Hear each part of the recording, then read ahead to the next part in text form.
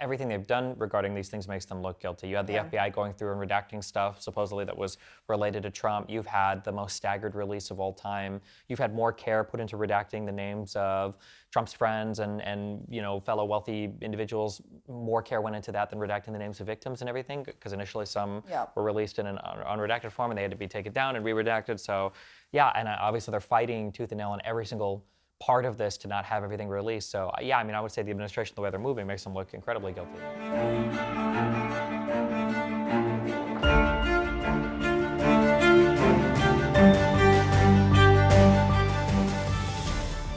Hello and welcome to the Trump Report. I'm Maddie Hale. Today I am joined in person by Steven Bonnell, better known as Destiny. Of course, he's a popular podcaster and gamer. We're going to speak kind of everything that's happening in the US, but also, of course, the international space. Steven, thank you so much for joining me. Thanks again for having me. We need to start off with this. I guess it's breaking news in the last hour or so. The Department of State authorized that non-emergency US government officials, personnel, family members from Mission Israel leave the area. They're not saying it's absolutely dire. They're not saying it's an emergency evacuation, but they've basically said leave.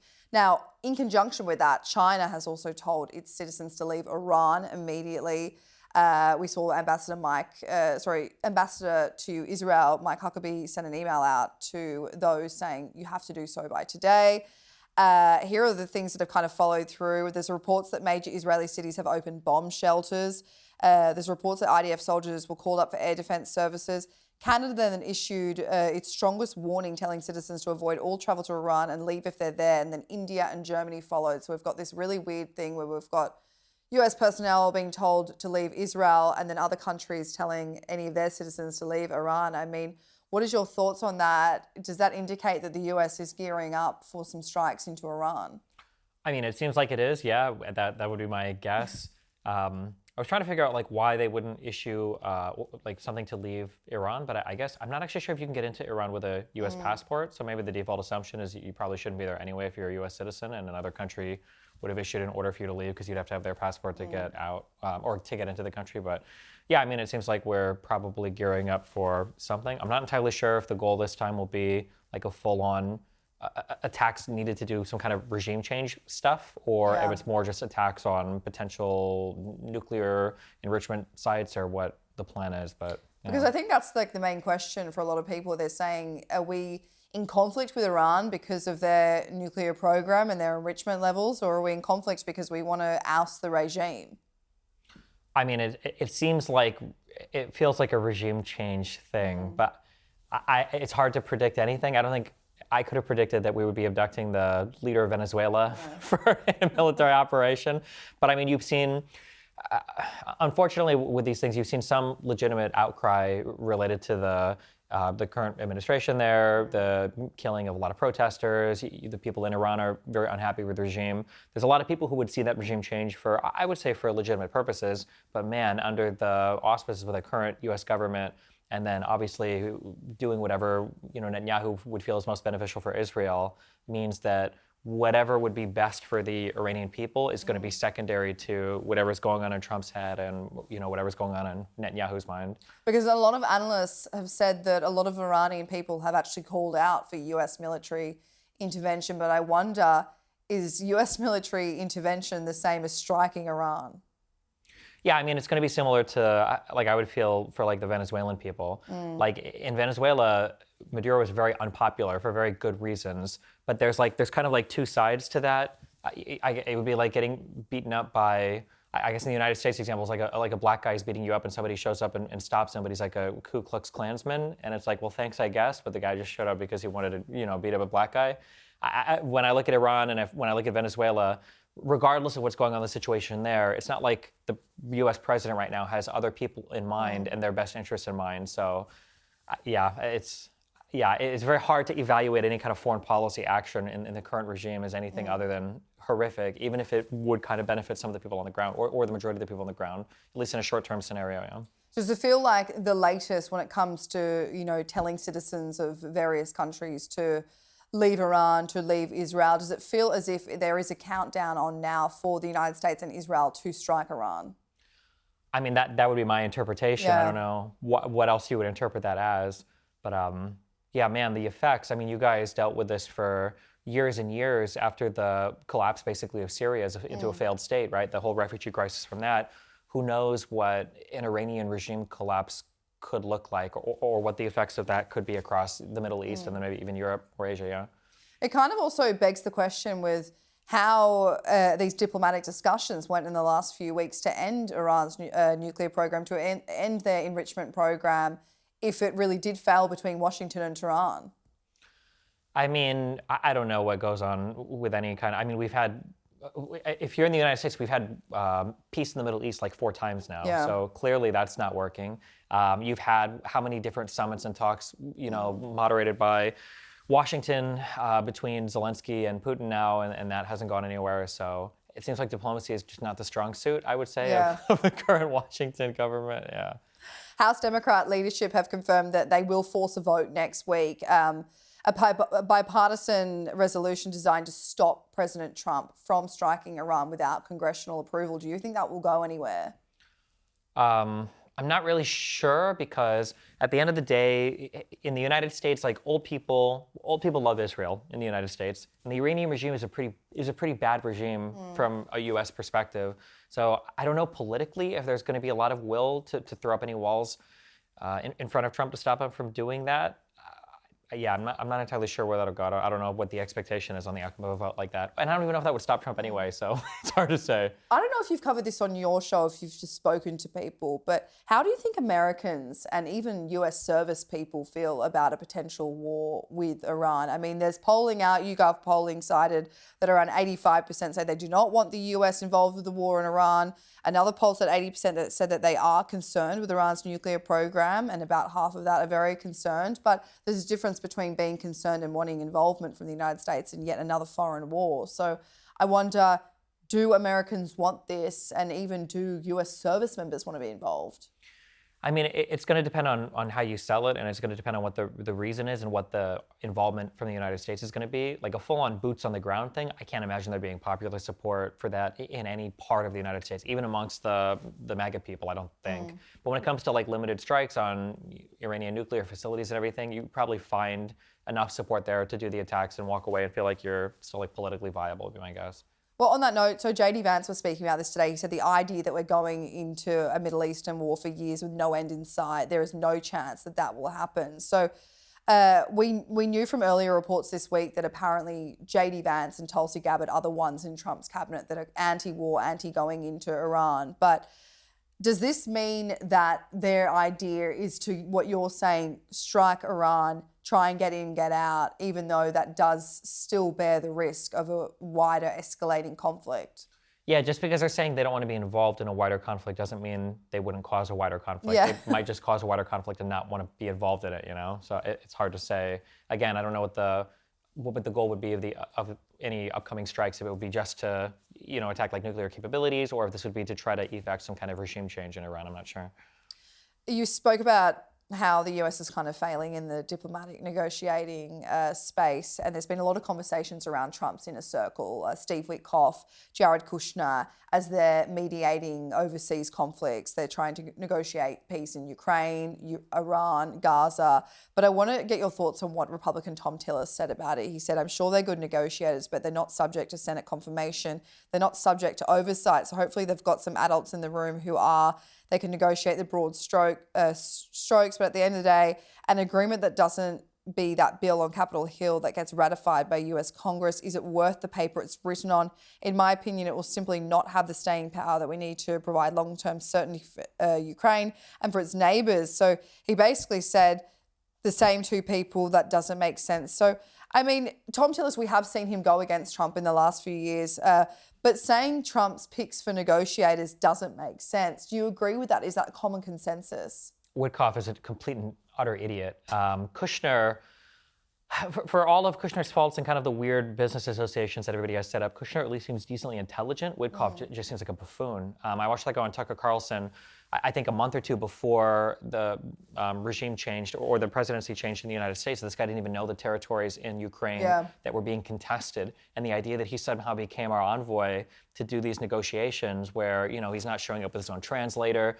The conflict of interest business-wise with Witkoff just runs so deep, too. Does it not with Kushner as well?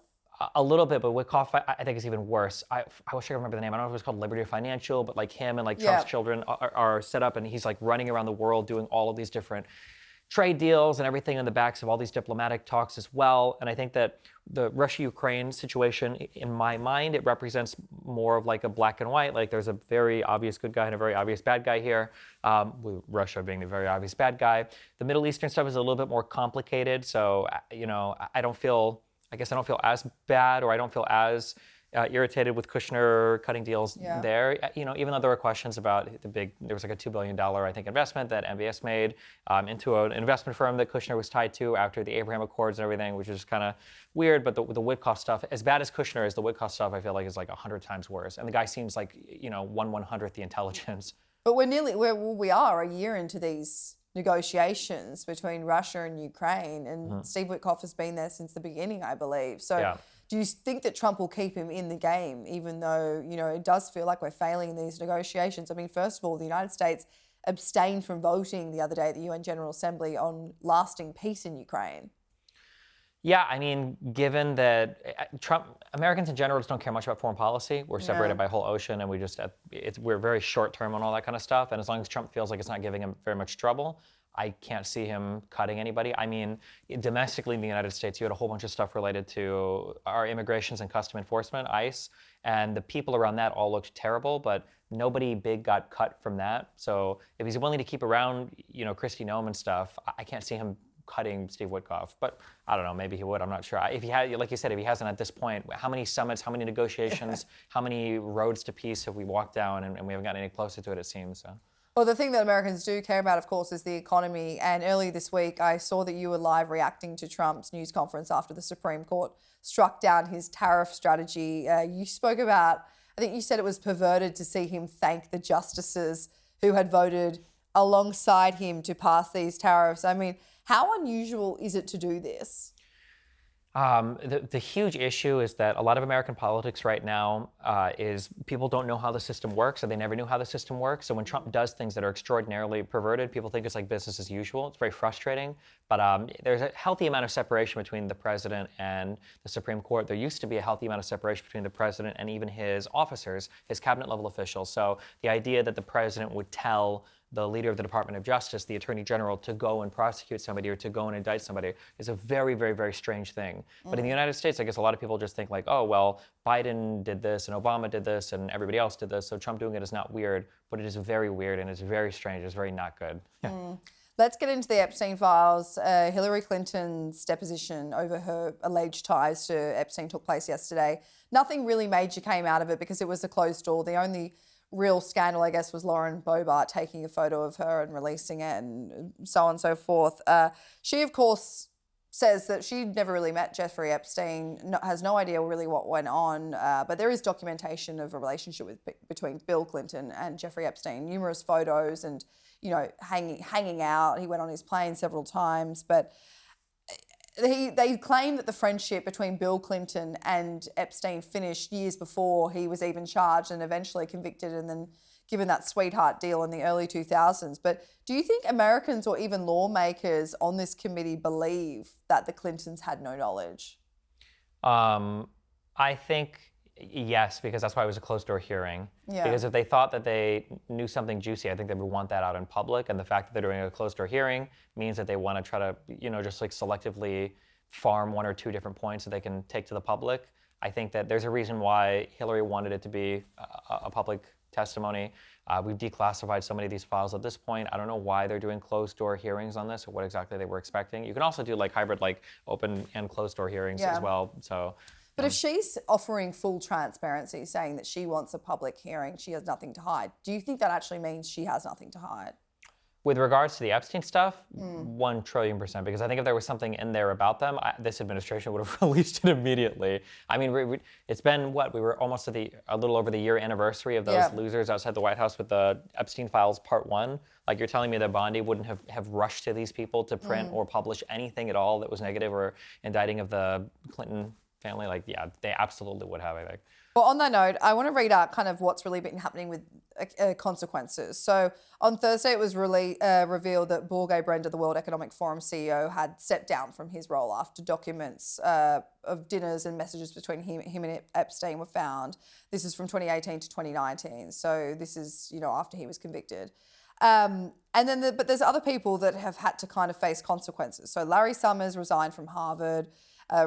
Richard Axel resigned from his institute leadership. Peter Attia, Peter Mandelson, obviously Andrew Mountbatten Windsor. And while there has been some people from the United States that have faced some sort of repercussions, mostly professional, it's nothing compared to Europe or the UK. So why do you think it is that the US hasn't pushed for more consequences for those named in the files? Of course, we saw Hillary Clinton being deposed, Bill Clinton being deposed today, but why not Howard Lutnick? Why not Donald Trump? Well, the Trump admin, none of those people will ever answer questions under oath ever. That's very intentional because they just don't want the heat. You saw that when they did the whole J6 commission, the select committee, when they were trying to depose people around Trump. You can look at those depositions. That they're online, and it's like Fifth Amendment. Like, they didn't want to testify to anything. So that's not surprising to me. In terms of people stepping down or consequences in the U.S., I mean, the DOJ's had these files for a long time. I feel like if there was indictable material in there, I feel like they probably would have gone for it by now. I know a lot of people disagree with that, but that's my feeling on it. In terms of stuff in the files, my position has always been there's probably stuff that's embarrassing, like people that were affiliated with him after people knew that he was a horrible individual. And my guess is in Europe, you guys just don't quite have the appetite for corrupt, horrible, immoral leaders like we do in the United States, at least not yet. I know you guys are working your way towards that. But so it's not as surprising to me, I guess, that as some of it comes out, there might be people stepping down. When you've come on this show, you've always said that I really don't believe there's anything super incriminating about anyone, or especially Donald Trump. But what's kind of happened in the last few days is, of course, that there's been multiple reviews into the DOJ's, I guess, leaving out certain files. So there's about 90 files that were not publicised on the DOJ website from FBI witness records. 3 of them are in relation to a girl at the time, 13 to 15-year-old, alleging sexual assault from Donald Trump. So Democratic Congressman Robert Garcia has called for these FBI interviews and any information about this minor who claimed Trump abused her to be immediately released to the public. Chuck Schumer then backed this up and said Pam Bondi doesn't have the right to pick and choose which Epstein files are released to the public. Protecting the president from embarrassment is not her job. What are your thoughts on that? Do you see them publicizing these? I mean, I guess it depends on how long the American people maintain their interest on it. I mean, at this point, I don't know if I had this position last time, but the administration made such a huge deal about all of these things coming in. So, I mean, I think at this point, I think they kind of have to publish them. I mean, they promised people fireworks, and I guess now they're just mad that they're blowing up in their own tent.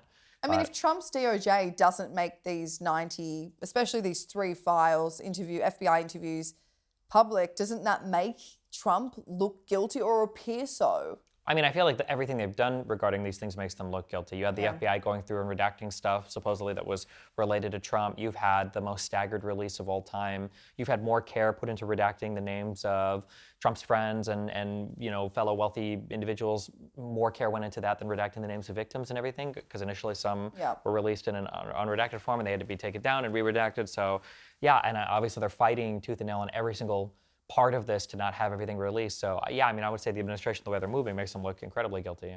Well, Garcia also said Trump should now appear before our committee and answer our questions for as long as Secretary Clinton and Bill Clinton will tomorrow, being today. He needs to answer questions immediately in front of the committee, and we're not sure why he continues to be protected by the House majority. But if we say if he is right and he has nothing to hide, then why wouldn't he testify?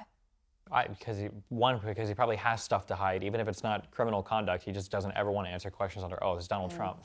He would never, ever, ever want to do that. It would be a disaster for him. Just finally, Chuck Schumer, he continued this notion by saying that Pam Bondi should listen carefully. The truth will come out. The whole ugly truth about what she's doing to protect people in the files will come out. The whole world is going to know exactly what she knew, when she knew it, and what she did to cover it up. Do you think Trump and his team are worried?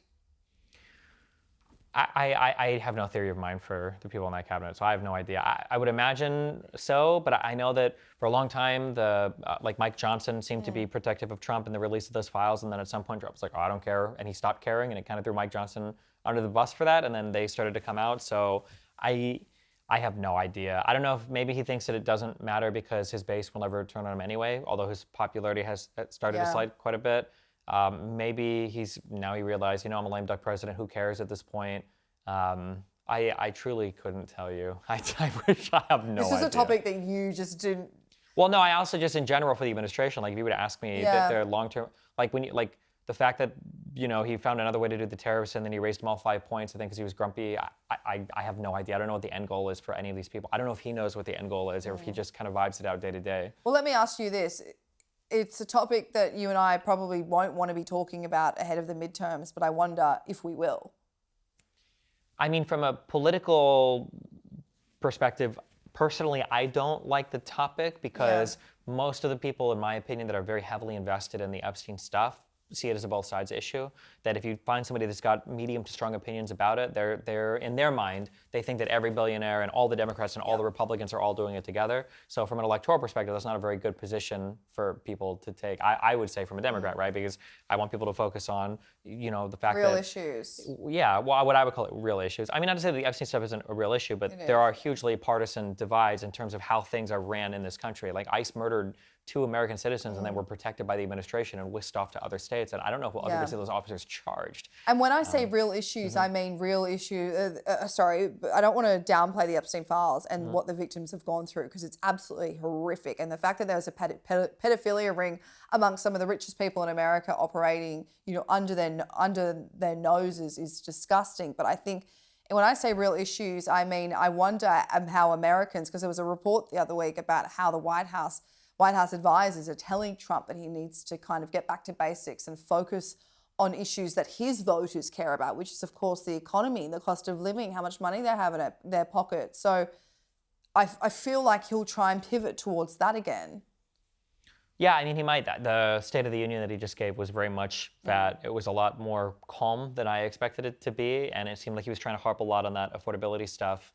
I imagine that's probably where he wants to go, especially after the debacle with ICE and who knows what's going on with our foreign policy at any point in time. And yeah, he hasn't done a good job at hitting that affordability issue. I remember there was an interview he gave on, I don't know if it was NBC or CNN, or I think it was like NBC or something, but like somebody asked him about basically like what's going on with the affordability. And he's like, everything is a lot more affordable. And he's like, well, the polls are saying something else. He's like, well, the people are wrong. It's more affordable. And he's just like, living in his own world. So I imagine that's probably the issue that he really wants to tackle because it is going to be the thing that's driving people a lot in the midterms. And we'll be watching that and to see kind of what happens in the coming months. Steven Bonnell, thank you so much for joining the Trump Report today. Thanks for having me.